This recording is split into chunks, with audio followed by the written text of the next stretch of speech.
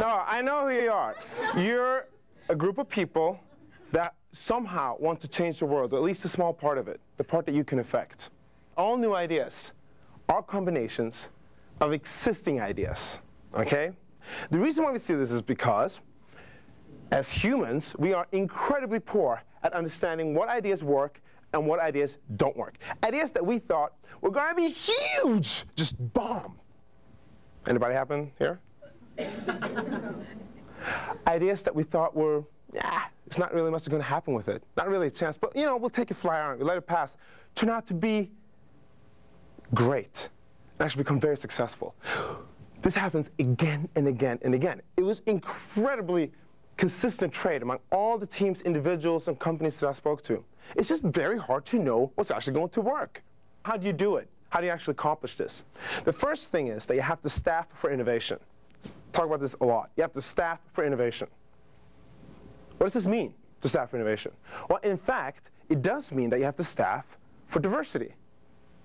You have to bring people together from different backgrounds and different cultures.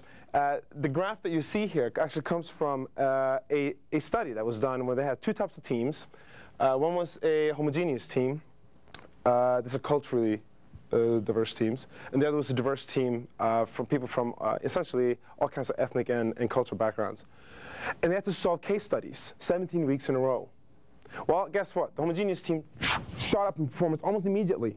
It's very easy for them to get along and get started and solve the problem. Diverse team, not so. They had to work out their differences, and they had to figure out what was going on. And then finally, actually, they got their act together, and guess what? Their performance started improving, and it overshot the homogeneous team by far. That when you put together diverse teams, the chances of you working together with somebody that you've never worked with before is enormous.